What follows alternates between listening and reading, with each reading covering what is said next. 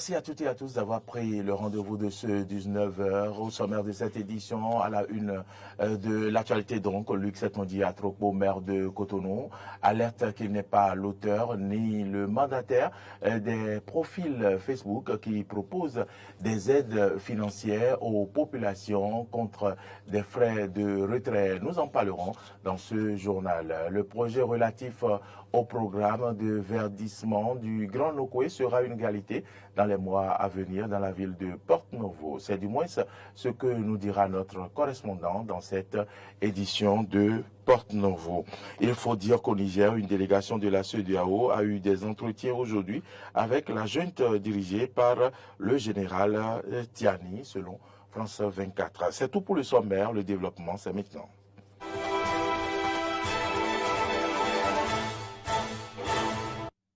Merci donc à toutes et à tous de nous préférer. Bienvenue dans ce journal que je démarre par cette brève, une alerte sur de faux comptes d'aide financière ouverts sur le réseau social Facebook au nom du maire de Cotonou, Luc Setmondi Atropo, maire de Cotonou, et bien sûr président de l'Association nationale des communes du Bénin, ANCB, n'est pas l'auteur ni le mandataire des profils Facebook qui proposent des aides financières aux populations contre des frais de retrait. Ces faux comptes ont été créés par des individus mal intentionnés qui usurpent l'identité et l'image du maire, a alerté la cellule de communication du maire de Cotonou. Dans un communiqué, Luc Atropo invite les populations à la vigilance pour ne pas tomber dans le piège de ces individus en conflit avec la loi. Par ailleurs, nous mettons en garde les auteurs de cette pratique que les dispositions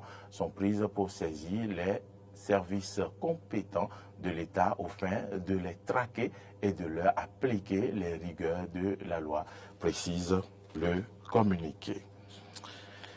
Alors maintenant à Porto-Novo, c'est une bonne nouvelle pour la ville de Porto-Novo. Le projet relatif au programme de verdissement du Grand Nokoué sera une réalité dans les mois à venir grâce au financement de la Banque européenne d'investissement et du budget national. C'est ce que nous apprend notre correspondant sur place, Prince Martial Agoliabo.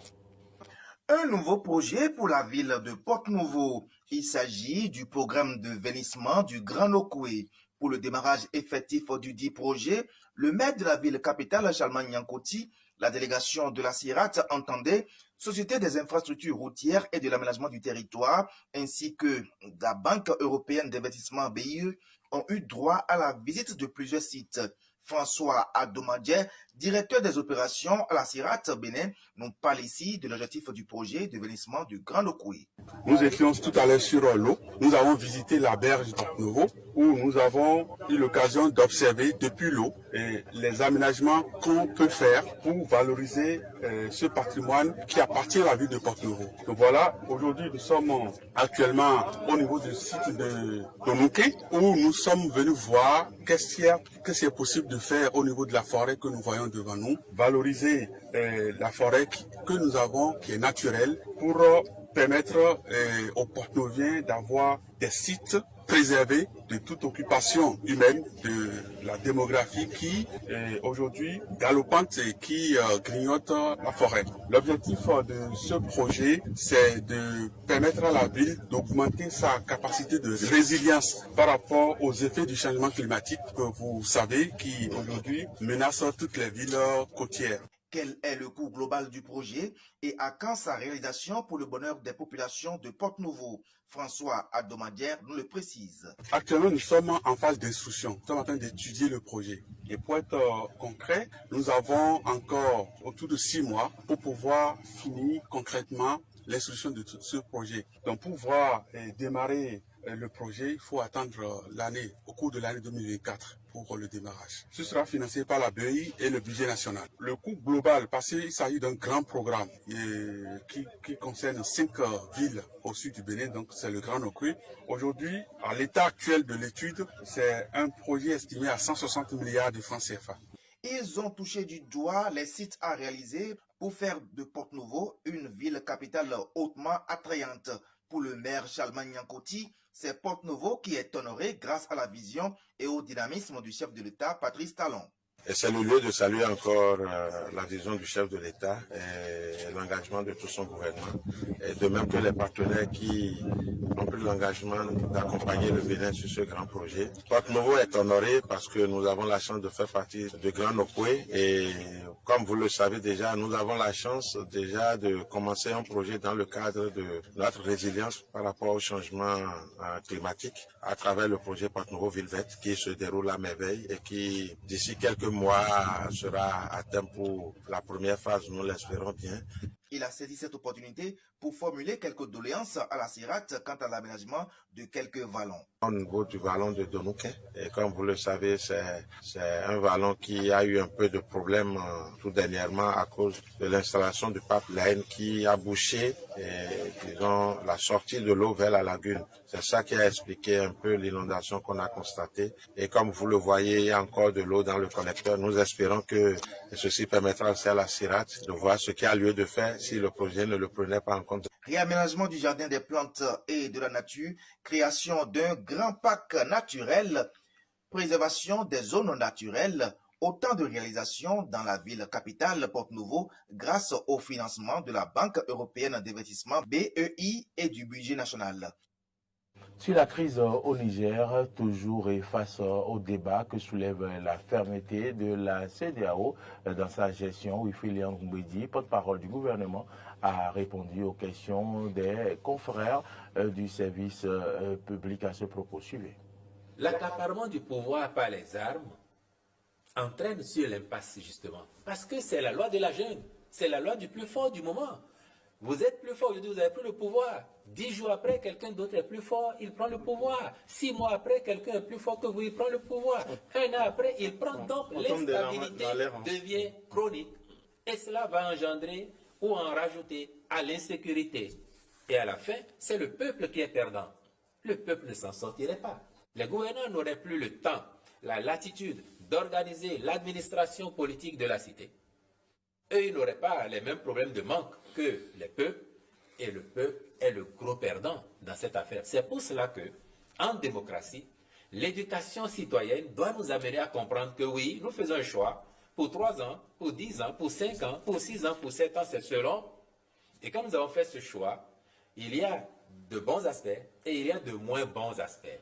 Et sur l'expérience, nous gagnons à améliorer la pratique sur les moins bons aspects, afin que, à la prochaine échéance, nous tenions compte du bilan, positif et négatif compris, pour faire nos choix, afin que, à l'étape d'après, nous ayons collectivement progressé. Mais si nous prétestons des manques du moment, pour dire, de toute façon, ça ne marche pas, il faut arrêter ça, on s'en sortira jamais et on n'y arrivera jamais. Donc, il n'y a pas d'excuse au XXIe siècle pour justifier un coup d'État, un push ou une prise d'otage. D'ailleurs,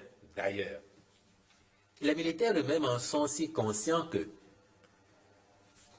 il n'y a pas eu coup d'État au Mali, il y a quelques années là. Le Mali vient d'adopter une nouvelle constitution, M. Sonovo. Et je suis sûr que vous l'avez vu, mais vous faites exprès de ne pas l'évoquer ici pour que les populations qui nous écoutent comprennent bien que le danger que nous soulignons, les militaires eux-mêmes en sont conscients et le soulignent. Qu'est-ce que les militaires maliens ont mis dans la nouvelle constitution qu'ils viennent de faire adopter par le peuple?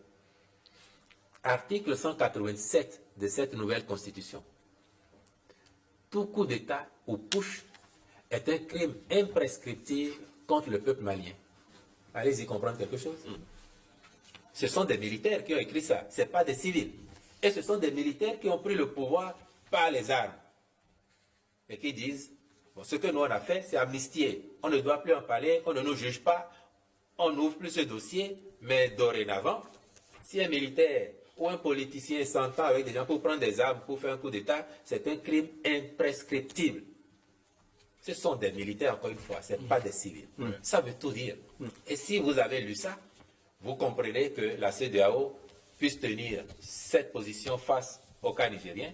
Vous comprenez qu'elles disent plus jamais sur le continent, dans notre sous-région, cela ne doit se passer ici. Et alors, il n'y a plus d'excuses. Et là, il faut aussi faire entendre ça à tous ceux qui pensent que la CEDEAO en fait de trop face au Niger, qu'il faut tolérer. Il faut leur faire entendre que ce sont des militaires maliens qui ont écrit ça dans leur constitution.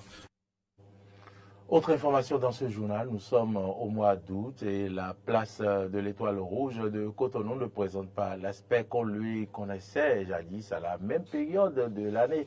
Cette place publique n'a bénéficié d'aucun embellissement à l'occasion de la célébration du 1er août. Le monument, aujourd'hui, à en croire notre consoeur Clémence Tonoko, est-elle une belle délaissée? Suivez son commentaire. La place de l'Étoile Rouge, principal monument témoin de l'histoire de la période révolutionnaire dans la ville de Cotonou, n'est plus l'objet de grandes attractions en termes de monuments érigés dans la capitale économique du Bénin. D'autres points d'attraction, comme la place de l'Amazone, lui ont ravi la vedette. Dans un passé récent, la place de l'Étoile Rouge faisait peau neuve à l'approche de chaque célébration de la fête de l'indépendance. Mais depuis 2 ans que la fête a été délocalisée, le monument ne bénéficie plus des mêmes soins. La propreté des lieux ne pose aucun problème puisque la Société de gestion des déchets solides du Grand Nokoué SGDS veille au grain. En témoigne la présence sur les lieux de quelques agents de la société et de leurs outils de travail. Par contre, le monument ne bénéficie plus de nouvelles couches de peinture. Mais doit-on toujours attendre des événements spécifiques pour garder l'ensemble des monuments du pays beaux et attractifs? Comme le dit un proverbe africain, on ne peut pas peindre du blanc sur du blanc ou du noir sur du noir. Chacun a besoin de l'autre pour se révéler. L'information vient de nous parvenir. Nous sommes au Niger, où une délégation de la CEDEAO a eu des entretiens aujourd'hui avec la junte dirigée par le général Tiani, selon France 24. La délégation de la CEDEAO a rencontré Mohamed Bazoum en présence du nouveau Premier ministre Ali Zine et d'un membre de la junte. Nous y reviendrons dans nos prochaines éditions. Et toujours sur le continent au Nigeria, notamment, les experts prédisent une nouvelle hausse des prix du carburant. L'inflation ne rajoute pas non plus des points au président sortant de ce pays qui a entamé une série de réformes, bien sûr, économiques. Les détails sont à suivre avec nos confrères de RT. Le président nigérian, Bola Tinubu, a déclaré que le prix des hydrocarbures n'augmenterait pas dans un avenir proche. Il a affirmé qu'aucune mesure ne serait prise dans l'immédiat concernant le prix des carburants. Ajuri Ngelale, conseiller spécial, prend la parole en son nom. Mr. President wishes to Monsieur le Président tient à assurer les Nigérians, suite à l'annonce faite hier par la NNPC Limited, que les prix à la pompe du carburant de type moteur spirit n'augmenteront nulle part dans le pays. Nous répétons les propos du Président. Il n'y aura pas d'augmentation des prix à la pompe du carburant de type moteur spirit. Cette déclaration est une réponse aux analystes du marché pétrolier qui prévoyaient une 3e augmentation des prix des carburants dans le pays. La 3e depuis la très récente investiture du président, il y a 3 mois, en raison de la crise du change. En outre, d'autres sources rapportent que des vols de pétrole pourraient concerner jusqu'à 25% de la production. Kelvin Emmanuel, analyste économique et PDG d'une entreprise nigériane agroalimentaire, fait le point. La hausse des prix de l'essence sur un marché déréglé est normale. Le prix de l'essence reste un peu élevé par rapport aux prix internationaux. Le litre d'essence coûte environ 78 cents au Nigeria. Dans certains pays africains, en Afrique subsaharienne, le litre d'essence au Zimbabwe coûte 1,5 $. Il faut comprendre que le taux de change, comme vous l'avez dit, est le facteur le plus important pour déterminer le prix de l'essence. Honnêtement, ce gouvernement est beaucoup plus communicatif que le gouvernement précédent, qui était un véritable désastre. Ce gouvernement a hérité d'une situation vraiment horrible et déplorable. Il avait des dettes d'environ 170 milliards de dollars, un niveau que le Nigeria n'avait jamais atteint dans son histoire. La raison de la hausse du prix de l'essence est qu'en 2021, le gouvernement nigérian a adopté ce qu'il a appelé la loi sur l'industrie pétrolière. Et dans la section 2051, il avait indiqué qu'il allait renoncer aux prix régulés par le gouvernement et aux subventions accordées. Le budget nigérian de 2023 prévoyait des subventions pour l'essence de 12 milliards de dollars environ. Mais quand vous devez autant d'argent, il n'est pas possible de financer ce budget. Le gouvernement a choisi de supprimer les subventions et de laisser le marché déterminer le prix de l'essence. C'est ce que l'on voit au Nigeria.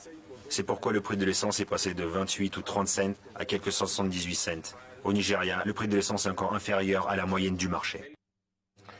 Mesdames, Messieurs, ici se referme ce journal. Merci à toutes et à tous de l'avoir suivi. L'information, vous le savez, continue sur nos différentes plateformes, YouTube, Facebook, Twitter et sur notre site internet www.belin-eden.tv. Mais vous pouvez nous suivre partout où vous vous trouvez à l'aide de votre téléphone. Il suffit de télécharger notre application Eden TV Diaspora FM sur Play Store ou App Store.